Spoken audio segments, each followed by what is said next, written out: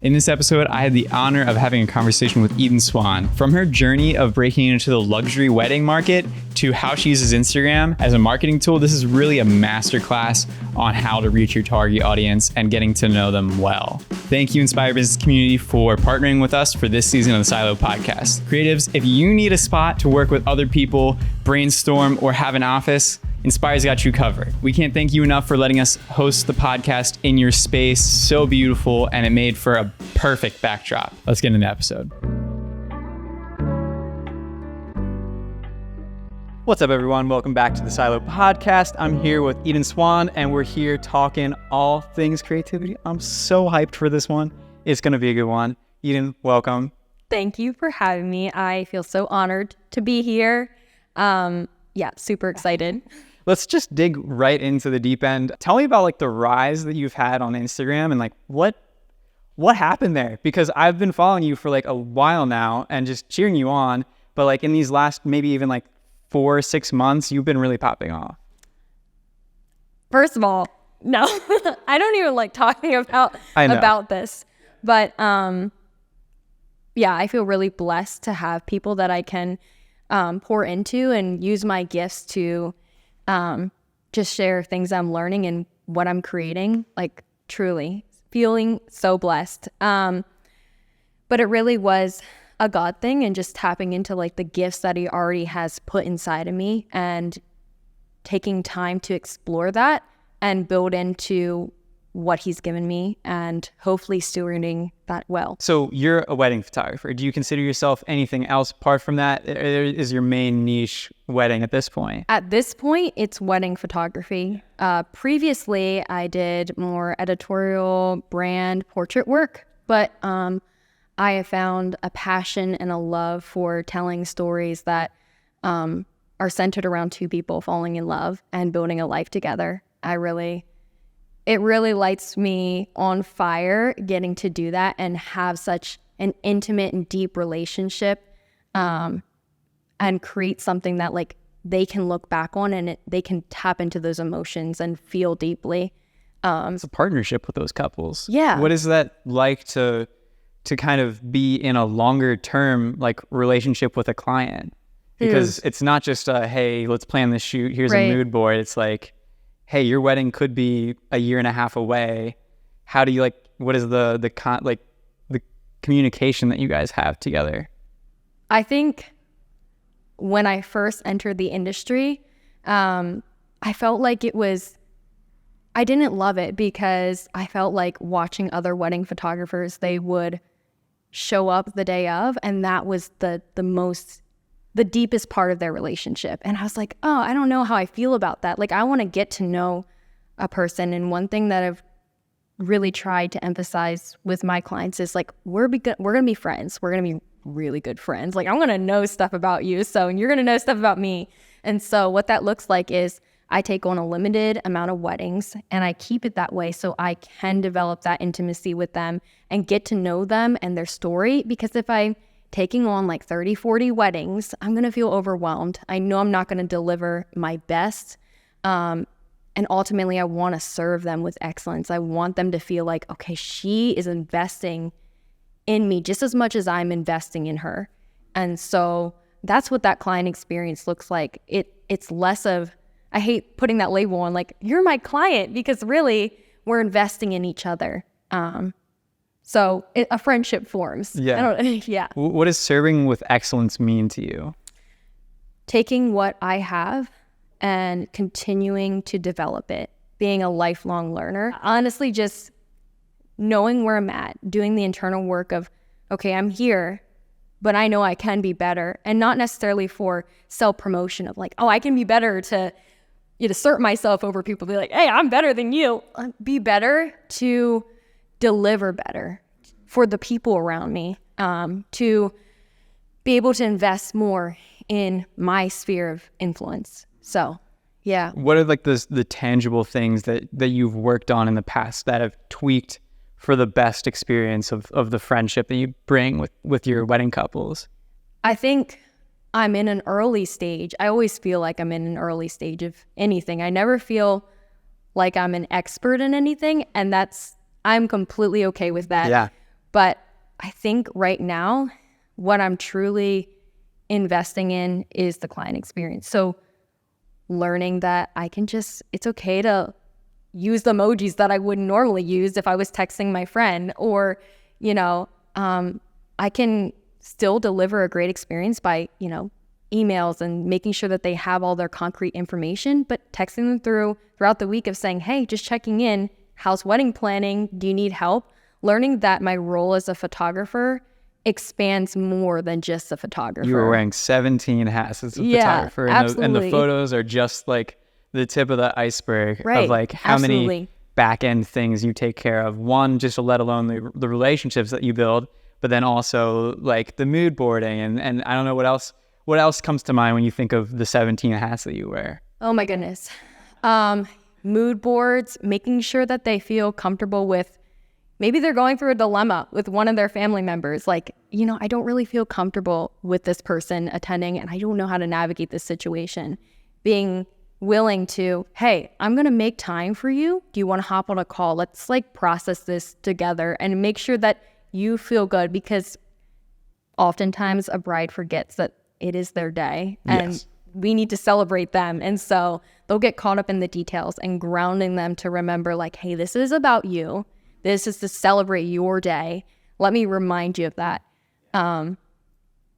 Just reminding them of what the purpose of the wedding is, honestly. With that intentionality, I feel like you do want to take on less weddings because you can only deliver so much out of yourself from hopefully a fuller cup. And so what do you do to make sure that you limit your weddings? Like is that turning people away? Is that like just really honing in on what you put out so those specific kinds of people come to you then? Yeah, there's a couple different things that I do. The first thing is knowing my boundaries and being able to say no. And that is a lesson that I've learned. Like, hey, this is where I stand. And I'm okay with saying no if I know, not necessarily I struggle with that, not necessarily from the perspective of saying no, like, hey, we're not going to work together just because I'm going to say that to you. Learning that, hey, I want to deliver my best to you and I want you to have an amazing wedding experience. And I know that if I did your wedding, I wouldn't be able to deliver that because I'm already booked twice that month, saying I can't do that. And I got to serve my people well. And I know someone is out there that's going to be able to deliver something exceptional to you. And then also knowing my worth and being able to price myself that way of, I know the work, I know the intention that I put into something. And if someone can't see that value and what I'm bringing to the table, then that's an immediate, hey, we're not going to work together. Yeah, unfortunately, yeah. Right. Weddings are not cheap at all. Right. But wedding photographers are definitely not cheap. I mean, going through my own wedding planning process, I'm like, I know what it's like because I am a wedding photographer. I have shot weddings before. So I'm like, yeah, you do kind of have to shell out that cash for the value that we as photographers provide. But then on the other side of that, I'm like, yeah, that's still a pretty penny. Yeah, but like, it is. That it is memories that last forever. And I'm curious, what kind of look or feel do you want your couples to feel when they look back at their photos? Because you have a very distinct, like, awesome style that I am in love with myself. But like, how would you describe that look? It changes for every single couple. There's been so many consultation calls that I've hopped on, and the couple's like, can you describe your style? And I often go back, and I know it feels kind of rude to say it, but I'm like, have you looked at my work? Right. Like, every single couple that I've worked with, their photos are going to turn out different. And my editing style and my stamp on the photos is still going to be there, my influence, but ultimately, I want to create a space where they can feel most themselves so that when they look back on their photos, they're like, this was us. They see the photos, but they see less of me and more of them. Like, I don't want them to look back and I had an awesome wedding photographer and her name was Eden. I want them to think like, wow, this moment with my mom, this was so meaningful. And I can just go back and feel this moment of her just celebrating all that I've been through to get to this day, and all the planning and the processing and all the memories I've had with her, of her celebrating a connection that I have with someone that's going to be my lifelong partner. Like, I want them to feel that. Yeah. So yeah, I think my style ultimately, it shifts. It doesn't change. It shifts from one couple to the next because I want it to be personal. Yeah. And now from that, there's also this, if my style is changing throughout, there's perfection in the Instagram grid, right? And we're diving, yeah, I know. Yeah. So what is your stance on, like, do I have a perfectly curated grid that has the similar like feel to it? Or because it shifts, it's not completely changing. It's not like you're getting reds in one photo and greens in the next, but does it matter to you what your grid looks like? I guess is the question, because you're leveling up, and I'm just curious, as someone that has, right now you're like 5,700 or something like that. You're just like off the charts, awesome. And sure, followers aren't the end all be all of popularity or success, but I'm just curious, as someone that is higher in followers, what does that process look like in your head?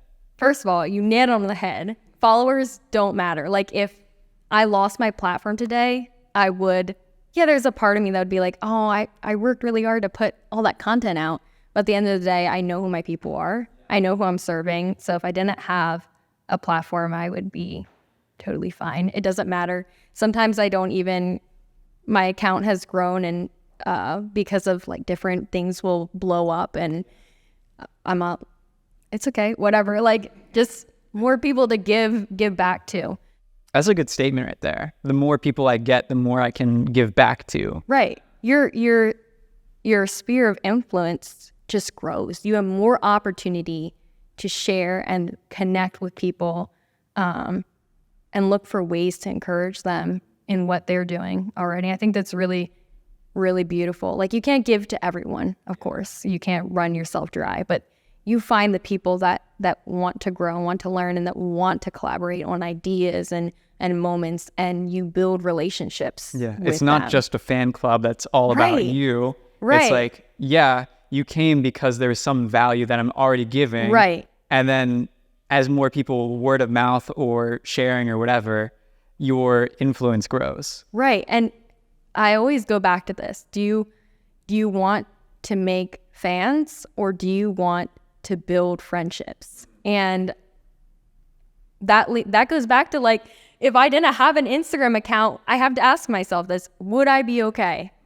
Yes, I would be okay, because I lean on that value of friendships and relationships matter more. And I love the community that I have. I love the people that I'm in relationship with, that I'm walking with. And that's not everyone on my Instagram. Like, it's not. It's really not. And I'm okay with that. I'm really okay with that. I think too, if you lost it all tomorrow, you would still be able to grow it back just as fiercely, and probably even better too, just shaving off the people that aren't super involved, but then just because of the thing that you put out, like, you slowly built this engaged community that is a part of your life and a part of your journey and everything, and those people would come and fight for you no matter what.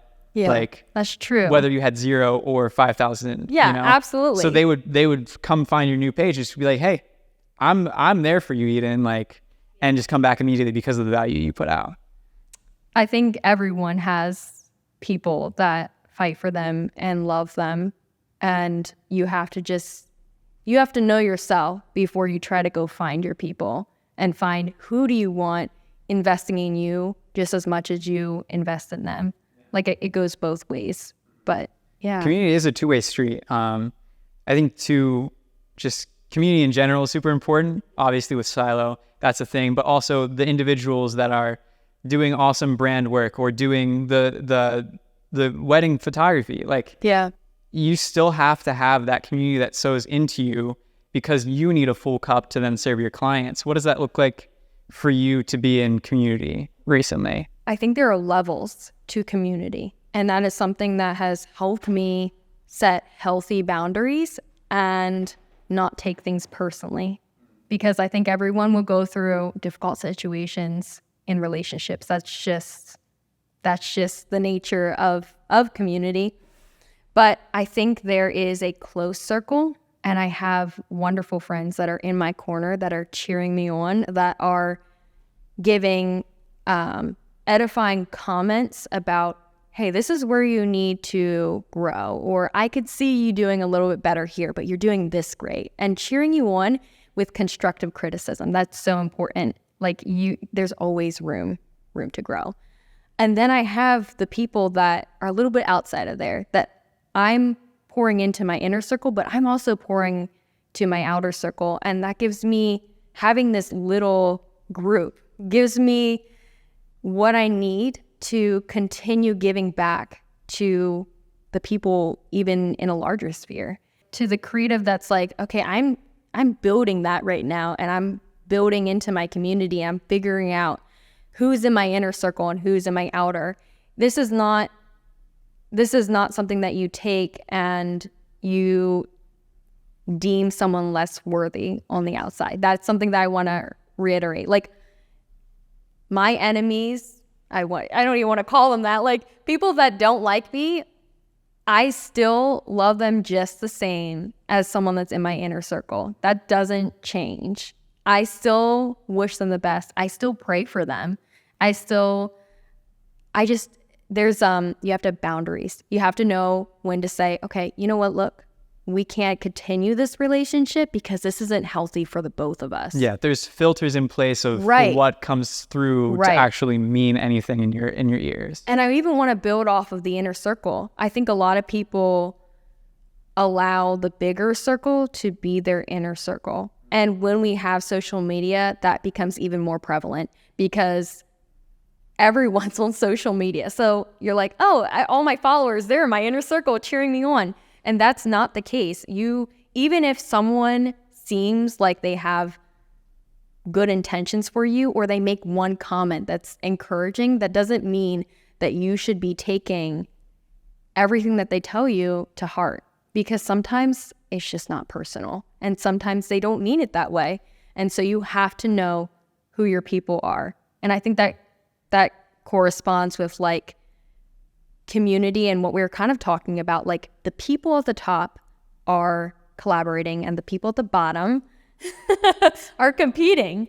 Say that one more time for the people in the back. The people at the top are collaborating and the people at the bottom are competing.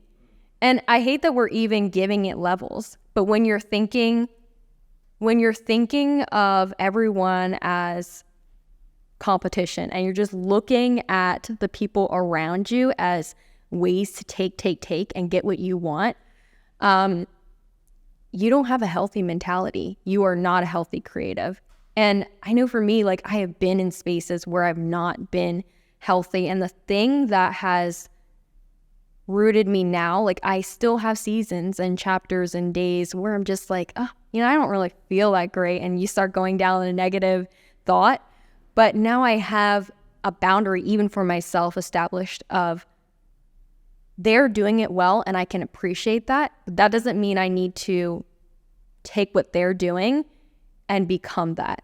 Like, I am staying in my own lane, and this is the path that God has written out for me. And I need to be confident in what He's doing in my life and trust Him enough to walk in those steps. And not try to be someone else. Mm-hmm. Like, you can't let that outer circle speak into your life saying, oh, Eden, you shouldn't be doing that wedding stuff. That's whack. Right. Or all that. You need that filter to be like, hey guys, listen, I have a calling.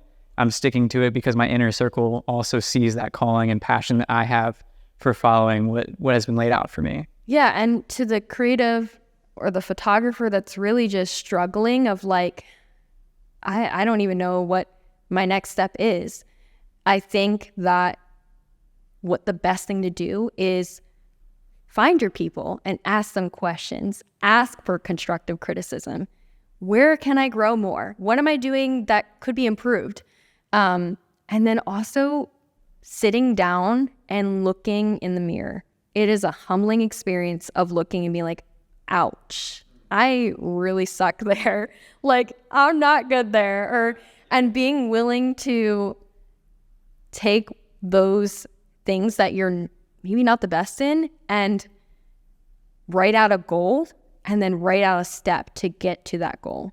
And then being consistent. Oh my gosh, if I could emphasize consistent, you have to be consistent in order to see growth. Mm-hmm.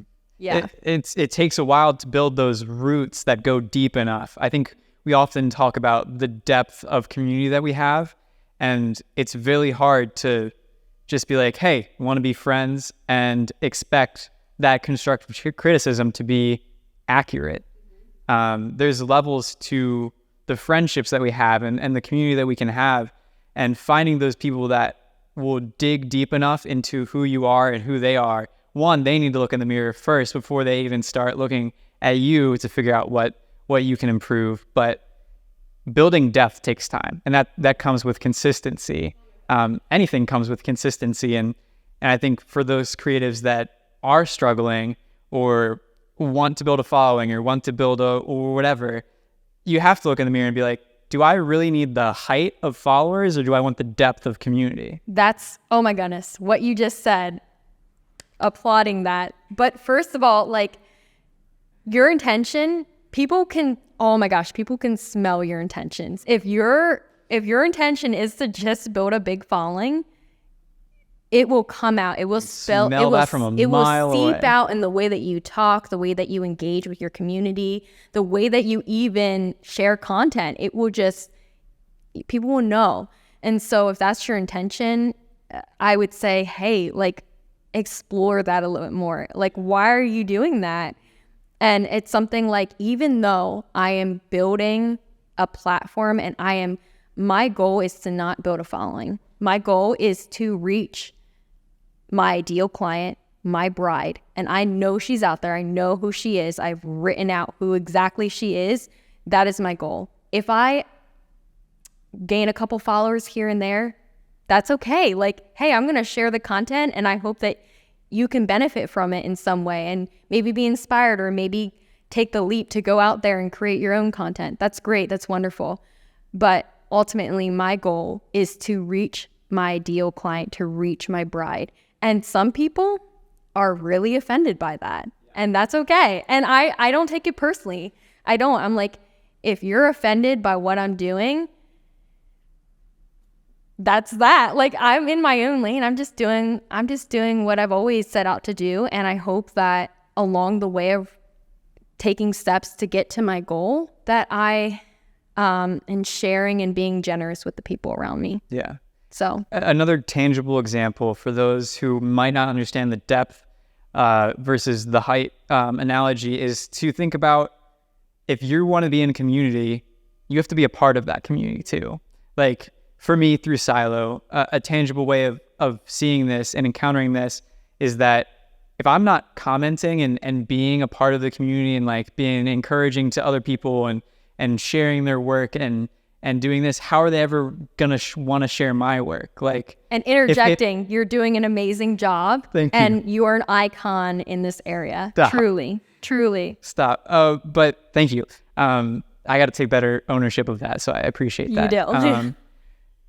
It takes time and it takes a lot of effort, because you can put out as much content as you want, but if you're not like absorbing, one, inspiration, two, other people's work and like appreciating that, you can't expect other people to appreciate you. Like, if you put yourself on a pedestal before other people are looking, what good is that? Yeah. At the end of the day, you need people that have seen your work, or you can sow into them so that they can see you. And I think I'm going in circles here, but that's how much it matters to like be a part of what you want to build. Yeah. And I feel like you can do that too. No, that's beautiful. Of like, if you want something, which, if that's your intention of trying to go into a community to get something out of it, you explore that again. If that's your first motive. I love how you phrase that. It was a very kind of like, explore that. Yeah, write it down. Take some time to journal. Like, why are you doing that? Like, if that's your first motive, you constantly need to aligning. One thing that's I'm always working on, because I will say this, like, I'm not perfect, and I know that I always have room to grow and to learn from other people. But from the mentors that I've learned from, how can I serve first? That's been something that they've always spoken over my life. How can you serve first? How can you give back to something, and not even give back, because that's assuming that they've already given you something. How can you give to them and not expect it in return? Because if we're being real, sometimes this life works in a way that we give, and we don't get anything back. And are you going to be okay with that? Are you okay? And are you confident and grounded enough that if you give something and that's not given back to you, are you okay with that? Yeah, that's a big question to ask yourself. If the fruits don't come, right, will you still be sowing seed? I think adding on that too, I had just heard a story from my friend that texted me today in our like little accountability photo video group, which has been super cool. But this guy named Caleb just booked like a multi-$1,000 deal like for headshots, and he made it such a point that like this happened because of he touched base and started a relationship with these people like 7 years ago. Wow. And it was just so cool to be like, dang, he like needs to provide for his family. There's so many obstacles to doing that. Just one, as a person, two, as like a freelancer. And then to hear that like it takes seeds that have been sown 7 years ago to fully like show their like fruit and the things that can happen just from a relationship and like the community that you have cultivated and like shown up for your entire life. That's beautiful. First, applauding you for building into your community. I'm sure you encouraged the heck out of him. And also, that's amazing and a testimony to how beautiful and necessary community is. Like, to the creative who needs to hear this, like, you need community. You need people to build into. Because I think people often think like, oh, if I'm just giving, I'm going to drain my cup. But really, when you give to people, you'll see them grow, and you'll see that encouragement those seeds become something that allows them to put it into action, and you'll see the tangible result, and that will fill your cup more than going out and saying, I'm going to take and use this situation, use this space to grow into as much as I can. And use it to grow and establish myself. It'll serve you just as much as it serves them. Not saying that you should take that and be like, oh, okay, well, let me just do that with the intention of, I'll just give back to, get more from. But, if you're having the right intentions, you will do so much good. Yeah. And the opposite of that community then would be like the competition end of it, where I might be just starting out and I need to gather all the resources I can through the established communities that exist. And I'm like, okay, well, this people can give me a free photo shoot for showing up for this thing. This person can provide me with some logos for free. Man, I feel so good.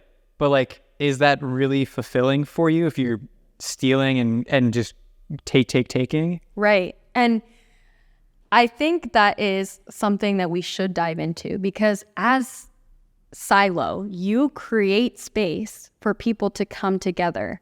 But I'm sure there are people that are part of your community that come with the intention of, oh, free headshots. Let me just take and build my business off of these people. I'm not here with the intention of building into community. What you need to, as a creative, explore, okay, let me give something that I have. If you're a model, coming with the perspective of, I'm coming to allow a photographer to create and collaborate with me and fill their creative cup, because maybe they're drained in this season of life. Like, they just haven't been doing enough to build into themselves. Like, I'm going to come with that intention to meet that person, to give back to them.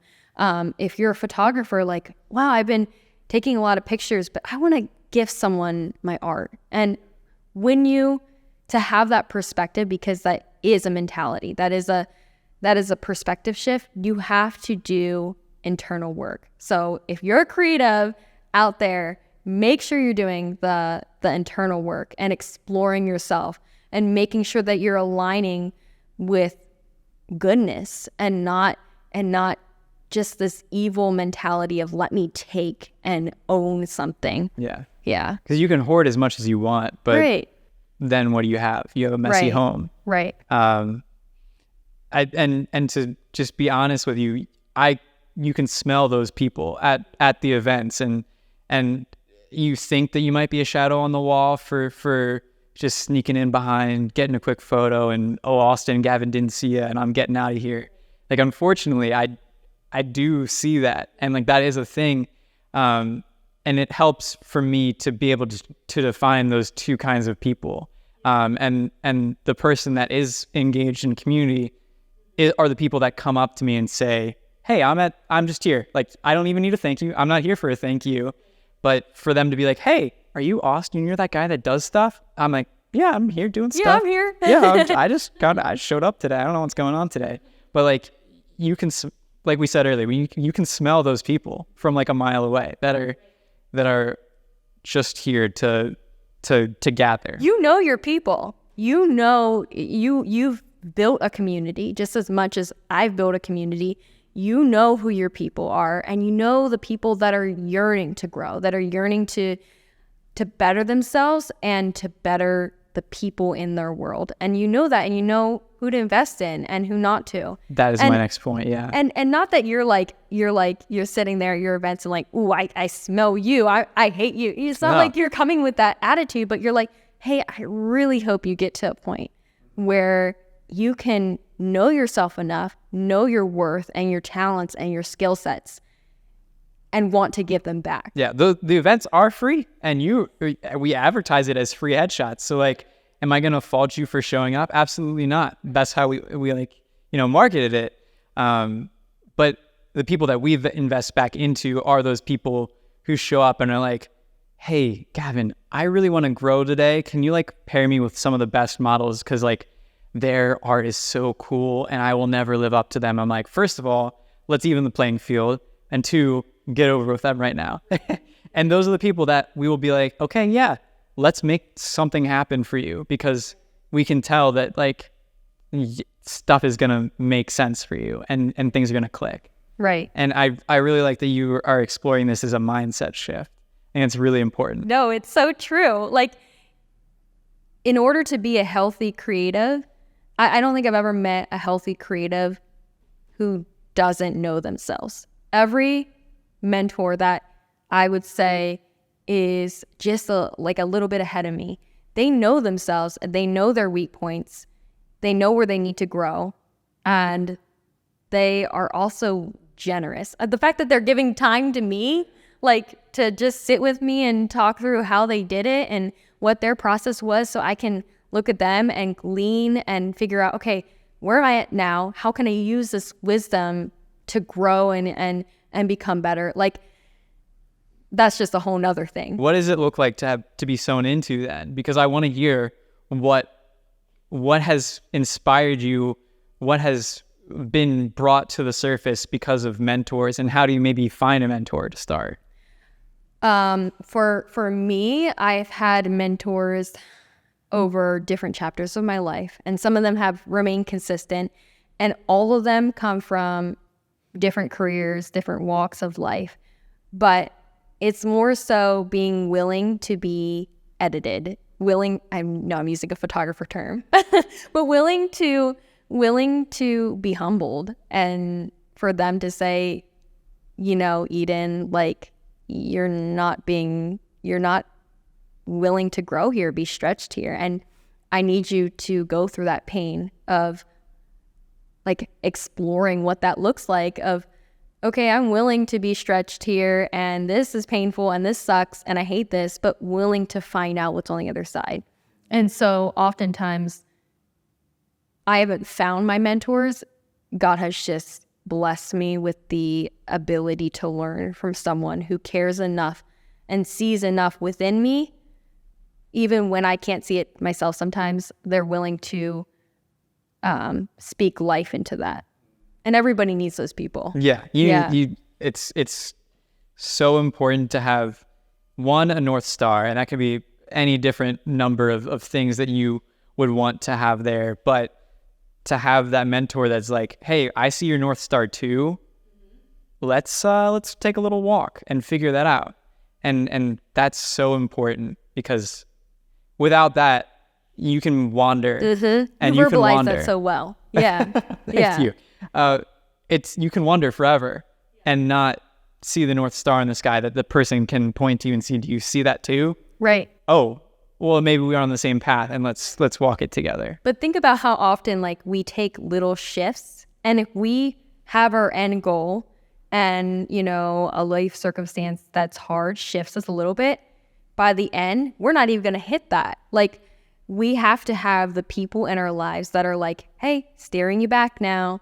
Hey, let me point this out about you. And it hurts. It sucks in the moment. But the people that tell you the truth and that tell you when you're not doing so good are the ones that you want in your corner. You have to have that accountability, or else you will be 7 miles off track. Yeah. And when that time comes where you think you've made it, you look to your side and you're like, I'm 7 miles from where I actually wanted to be 4 years ago or whatever. Where are you at now then? After all this talk about heady concepts and stuff like that, where are you grounded at currently? What season of life are you experiencing? First of all, a blessed one, like one that I'm super grateful for. One that's ever changing. I feel like I've not been in one place at one time recently. I travel a lot and I do a lot of work non-locally as well, and that's okay. But it's a good season, one that I'm constantly learning from, which brings it all back to be okay with that. It's okay if you don't have something concrete. Just realize that there's always something that you can learn from in your world. Ask questions, and find consistency where you're at and build into that. You might not see the results in the moment, but that's okay. Thank you, Eden, so much for coming out. It's been an honor, and I feel like, wow, did we have a talk for the ages of just dissecting like what it means to have a why and community and exploring just what it takes to be Eden. I think it's so cool to see the inner workings of your mind. So happy to have you on. So thank you. Thank you.